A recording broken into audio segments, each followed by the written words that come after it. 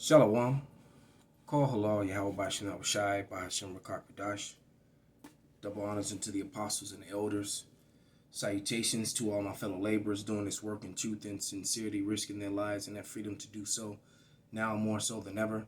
To the scattered elect that are scattered around the four corners of the earth, that be like unto the speckled bird, the Israelite foreigners, and to the Akwath that are listening and learning, to you I say Shalom.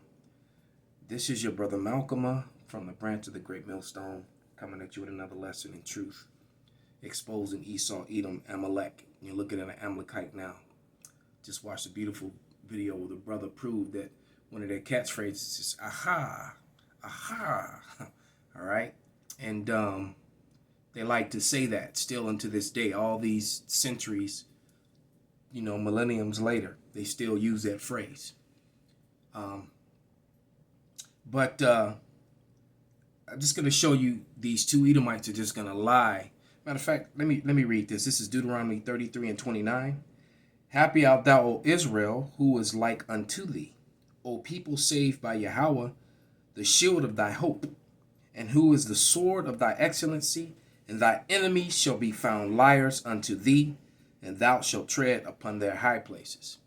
All right, and you're going to witness these Edomites lie thoroughly through their teeth. You see, the problem is that the truth about them and who they really are is coming out on such a mass scale. It's spiritual and it's biblical, and it has to happen. And this is just a campaign to try and silence and keep under the rug that which they swept under the rug, which is real history, and the violence, the viciousness and the violence that they committed, that they've done. All right. So I'm going to read, because they're going to talk about the military, and I'm going to read from this book. I purchased this book about 12 years ago, A Hidden Heroism, from Barnes and Nobles. All right. I purchased this book, and I think I paid $7 for it or something like that, $7 or $8 for it. And I seen and it's by Robert B. Egerton. So it's actually by an Amalekite. And he goes into the brutal history that was committed against so-called Negroes and natives, against the Seminoles. Some of that history is in here as well. And then, unfortunately, how they pitted Jake against Jake, because they used Jake to help defeat the native tribes, because the natives were kicking their asses.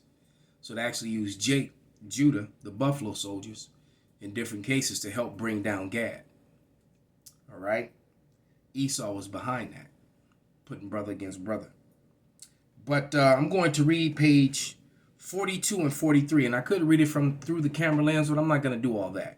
You can go and proof check it yourself. You've seen the name of the book, and this is pages 42 and 43. And this is an interview from Mark Levin on Fox when he was interviewing Senator Cotton, and you're going to see the two of them just completely and totally lie. Welcome back, America. Senator Tom Cotton, welcome. Thank you for being here. I have a question for you, Senator. You look at history. You look at Athens. You look at the Roman Empire. They became weak from within, and then, of course, their enemies struck, and they collapsed. And their enemies were the Negro soldiers that were within the Roman army. All right. It came down to the period when the Roman Empire fell from being the pagan Roman Empire to the Holy Roman Empire. When the Holy Roman Empire sprung up, there were Negro emperors. All right. Thus the black emperors of Rome. And all you got to do is just check out the history of Pescennius Niger and Septimius Severus. All right. So yes, that's what happens when you bring your enemy into your military, but yet you still oppress your enemy's people. Okay? All right? That red dragon, it fell, it collapsed from within. Okay? And then Jacob ruled for 1,000 years, thus the Dark Ages in the medieval times. Come around the rebirth, the Renaissance, Esau, Edom came back into power, which is why they were so violent and hateful toward Jake, because Jake, the so-called Negro, is responsible for the fall of pagan Rome. Esau remembered that. All right, and that's why in this captivity, we weren't allowed to know who we were. This is when all those secret tumults, those hidden councils, the councils of the wicked, to cut us off from being a nation. Psalms 83, Wisdom of Solomon 10 and 5. All right, to cut us off from being a people. And then they separated the tribes. Okay, so I just had to mention that. So let's let him finish lying. About 250 years old. We're much younger than Athens and Rome. I see communist China's on the rise. They have the intention of being the most powerful country on the face of the earth. They're spending a fortune on their military. They're extremely aggressive geopolitically.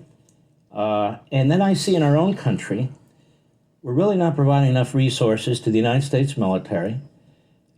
We are actually seeing some elements within our media and the Democrat Party who are really propaganda. I gotta speak. Salakia. The money wasted on women in the military alone would fix America. And if you served in the military, you would understand exactly what I'm talking about. All right, because these women get into the military and all the extra money they're spent on taking care of their needs, which are useless in the military, to be quite honest with you, completely and totally useless. Often what they do is they get pregnant and they stay on light duty. They can't perform the duties that they're given. They can barely pass the physical, and they just cost the American government and taxpayers a whole shitload of extra money, billions of dollars that just don't even need to be spent. All right, they get in there and they do the same thing they do in the civilian world. They milk the system. They go have children with a bunch of soldiers and put all the soldiers on child support, and then half the time they're pregnant, they can't serve duty. So other people have to stand in front. Other women who are not pregnant or soldiers have to pull double duty. It's just they're simply and totally a burden collectively, and anyone who's been in the armed service can attest to that. All right, even some of the women will be honest and admit it to you, especially those who had to do that often, who had to stand in and serve other people's duties because they were unfit for duty because they were pregnant. Again.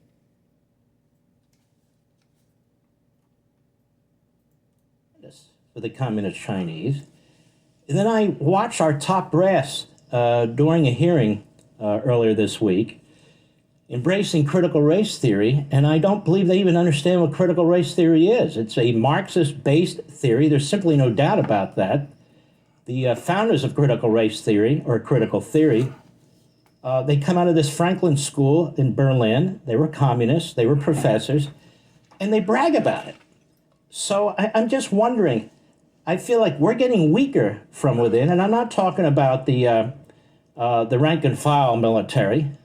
I'm talking about our leadership.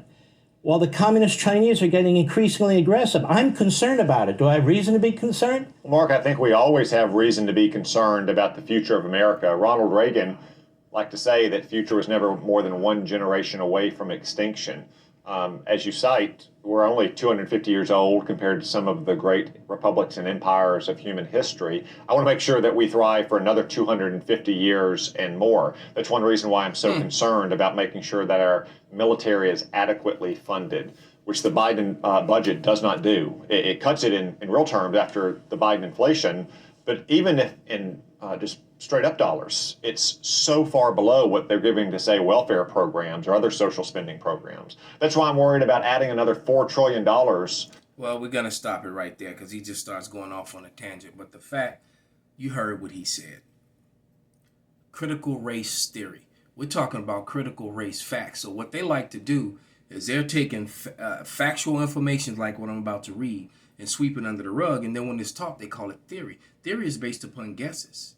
We're talking about factual, actual history that they tried to dismiss. And now that we live in the information age, this information is coming out. But let me respond to something else that he said. This is Psalms 49 and 11. Because your time is up, Senator Tom Cotton. And I claim him in the name of Yahweh Bashem Yahushai. I claim him to be on my plantation. All right. You might even have to go visit the wall. That's an inside thing. And trust me, if you're an Edomite, you do not want to know what the wall is. And this is Psalms 49:11, and it reads, "Their inward thought is that their houses shall continue forever, and that their dwelling places to all generations. They call their lands after their own names." That's talking about the so-called white man who was Esau, Edom, because they named every place in the earth, for the most part, after themselves, including Asia and Africa. Asia and Africa are named after two so-called white men, two Roman generals, brothers, Africanus and Asiaticus. And most people with these lie IQs don't even know that here in America. And they think that they're going to continue forever. So he said that critical race theory. So let's go into some history here. This is page 42.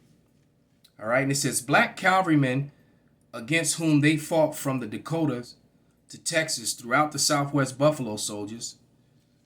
The designation may have come from a perceived similarity in the hair of the blacks and the buffaloes. The Plains Indians complained about being unable to scalp these men properly, but they also regarded buffalo with great respect, often believing them sacred, and they were impressed by the fighting abilities of the black soldiers.